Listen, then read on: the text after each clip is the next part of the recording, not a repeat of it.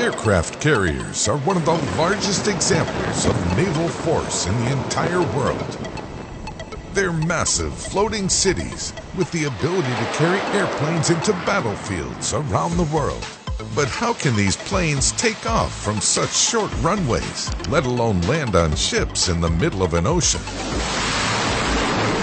The answer lies with the aircraft catapult system used by most aircraft carriers today. On land, planes utilize long runways to gain the speed needed for takeoff.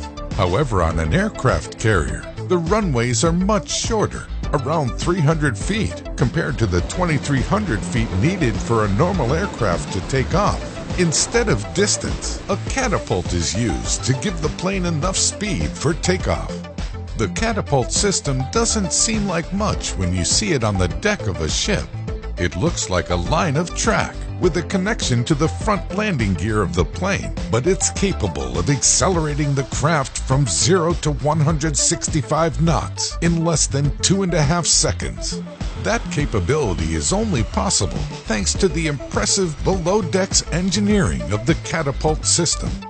Before an aircraft is launched, high-pressure steam is collected in large accumulator tanks.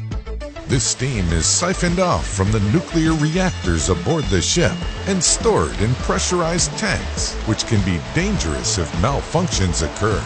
Once the desired pressure of the accumulator tanks is reached, the valves are shut off and the catapult is ready to fire. But how exactly does a tank of steam cause a plane to accelerate at breakneck speeds? That's thanks to 2 pistons and a device that attaches to the airplane's landing gear, called a shuttle. Each catapult consists of 2 pistons that sit inside 2 long cylinders under the deck. The pistons each have a metal lug that protrudes through a gap in the flight deck where they attach to a small shuttle. This is the part of the catapult that will pull the aircraft across the deck at launch. The pistons will act like bullets when the steam is released. The plane is moved into place on the deck of the aircraft carrier, and a tow bar on the plane's nose gear is connected to the shuttle. Another bar, called the holdback, is positioned between the back of the wheel and the shuttle. At the same time, the jet blast deflector is raised behind the plane. The pistons are initially locked into place so the cylinders can build up pressure. Once the correct pressure, the aircraft is fired up to full power, held in place by the holdback bar. When the pistons are released, the force also releases the holdback, and the pressure of the steam rockets the shuttle and plane forward. When the plane reaches the end of the catapult, the tow bar pops out of the shuttle, releasing the plane.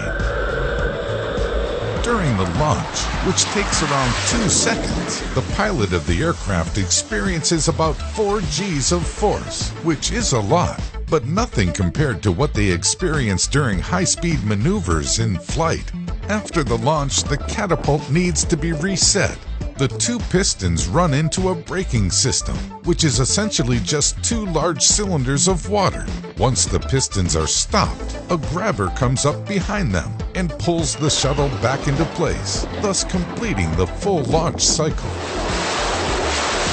One launch cycle can be completed in under a minute, and most carriers have 2 or 4 catapults, meaning that a significant number of aircraft can be launched off the deck in very little time, thanks to these highly engineered aircraft catapults. The United States is currently investigating an alternative catapult launching system called the Electromagnetic Aircraft Launch System, but it has been a source of some controversy. While the new electromagnetic system will help decrease wear on certain parts and allow for larger aircraft to be launched from carriers, it's estimated that it has a far greater probability of catastrophic failure than its battle-tested steam counterpart. If this system were to be implemented on a future carrier, it would work in a similar fashion. Rather than utilizing steam pressure and pistons to move the aircraft along, linear induction motors would be used. Coupled with electromagnets, this system would push the sled along through strong magnetism, resulting in less stress on the aircraft and less expenditure of energy. The system can also go from a cold start to launch ready in about 15 minutes compared to hours for steam catapults, and uses much less fresh water. Perhaps most importantly, the EMALS can launch pilotless drones, which are too heavy to be launched by steam. While it looks like steam is here to stay for catapult propulsion in the near future, the EMALS system is already being installed on the new Ford-class carriers and may represent the catapult propulsion system of the future.